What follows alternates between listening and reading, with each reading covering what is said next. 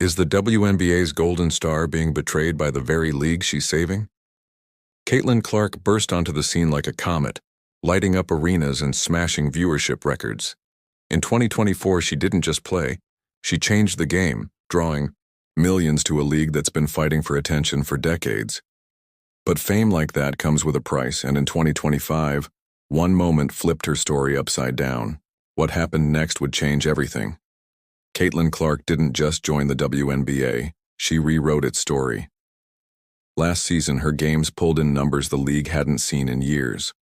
The Fever's matchup against the Chicago Sky drew 2.7 million viewers, the most watched WNBA game in a quarter century. Arenas sold out, with over 400,000 fans flocking to games in May alone, a 156% jump from the year before. Clark's jersey became the top seller, and her triple-doubles made history as the first rookie to earn all WNBA first-team honors since 2008. She wasn't just a player, she was a phenomenon, single-handedly driving 26.5% of the league's revenue through tickets, merchandise, and TV deals. The Fever, a team that hadn't sniffed the playoffs since 2016, rode her wave to a 27-13 record. But with great fame comes a hidden cost. One moment changed it all for Caitlin Clark in 2025. Just 4 games into the season, with the Fever at 2-2, Clark went down with a left quadriceps strain, sidelining her for at least 2 weeks. It was her first missed non-preseason game since her college days at Iowa. Whispers started swirling. Was this injury tied to a lingering preseason tightness in the same leg? Fans pointed to footage of Clark using a heat pack on her quad during a game against the New York Liberty on May 24th, a sign she'd been battling pain for weeks. Coach Stephanie White admitted the team only learned the full extent of the issue after an MRI, raising eyebrows about whether Clark was pushed to play through discomfort. The WNBA's biggest star was hurting, and nobody seemed to notice until it was too late. And the way she got hurt raises bigger questions. Was Caitlin Clark left unprotected on the court? From her rookie season to now, Clark's faced a level of physicality that sparked heated debates. Opponents have hammered her with hard fouls, grabs, and bumps, often with no whistle from the refs. In 2024, Chicago Sky's Chennedy Carter body-checked her to the floor. A foul later upgraded to flagrant. Connecticut Sun's Dejonai Carrington accidentally poked her eye, leaving a visible mark, but no call was made.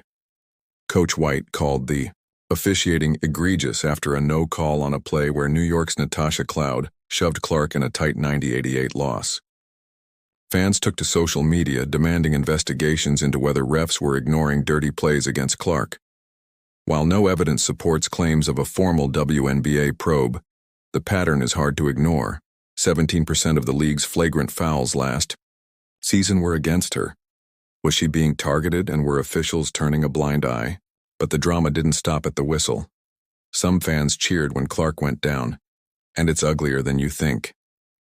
As news of her injury broke, a dark corner of social media lit up with celebration. Rival fans, particularly some Chicago Sky and Angel Reese supporters, posted gleeful messages mocking Clark's absence. Some even suggested she was faking it for attention. This wasn't just banter, it was a toxic wave tied to jealousy over Clark's spotlight. Her meteoric rise brought new fans but also resentment, with former WNBA champion Natasha Cloud and others hinting that some criticism stems from deeper biases. A Wall Street Journal article about the WNBA's record year left out Clark entirely, sparking outrage from fans who called it a deliberate snub. The league's failure to address this growing divide has let a poisonous culture fester, where targeting Clark, on and off the court, feels fair game. Yet the Fever had a plan to fight. Back a new coach stepped in to save the Fever season. Stephanie White, rehired in 2025 after leading Indiana to a 2012 championship as an assistant, brought a fresh vision. With Clark sidelined, White leaned on the team's off-season upgrades. Veterans like DeWanna Bonner, Natasha Howard, and Sydney Colson, all added for depth. Aaliyah Boston, the 2023 Rookie of the Year, became the focal point, with White planning to boost her post-up plays from 18.3% of possessions to nearly 40%, her strength from last season. Kelsey Mitchell, a scoring machine, took on primary playmaking duties, handling the ball more than ever. White's strategy was clear: spread the offensive load and prove the Fever aren't a one-woman show. The team's depth would be tested against upcoming games with Washington, Connecticut, and Chicago. And Clark's time on the sidelines might be a hidden blessing. Could this setback make Caitlin Clark even stronger? Clark spent her off-season bulking up in the weight room, preparing for the WNBA's physical grind. Her quad injury, while a blow, offers a rare chance to step back and study the game. Coach White sees it as a silver lining, noting Clark can watch film, learn from a coaching perspective, and grow her basketball IQ. This break could refine her already sharp playmaking, especially after she averaged 9.3 assists per game this season. Back at Iowa, Clark thrived under pressure, and her ability to adapt is unmatched. She's not just resting, she's learning, analyzing, and preparing to return with a vengeance. But can the Fever survive without their star? The Fever's dreams of a championship are on the line. With Clark, they're pretty hungry to win the 2025 title, trailing only the Liberty and Aces. Without her, their offensive rating plummets from 107.5 to 82.2, a brutal drop. Upcoming games against Washington, Connecticut, and Chicago are winnable, but only if Boston Mitchell, Sophie Cunningham, and Lexi Hull step up. The Fever's depth, bolstered by off-season moves, gives them a fighting chance. White's tactical shifts, more off-ball screens for Boston, side-to-side ball movement, aim to keep the offense humming. A successful stretch without Clark could make the Fever battle-tested, ready for a deep playoff run when she returns.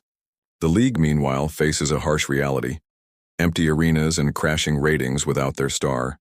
The Chicago Sky's move to the United Center, banking on Clark's draw, now risks thousands of empty seats. And the league's biggest lesson is still to come. Caitlin Clark's story is far from over, but what's next for the WNBA?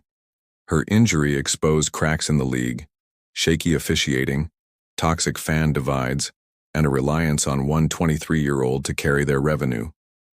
The Fever are adapting, with White's coaching and a deeper roster ready to prove they're more than Clark's team. When she returns, stronger and smarter, the league might face a reckoning. Will they finally protect their biggest star, or let negligence cost them again? Clark's brought millions to the WNBA, but her absence shows how fragile their success is. Drop a Get Well CC in the comments. Hit that subscribe button and turn on notifications so you don't miss what happens next in this wild saga.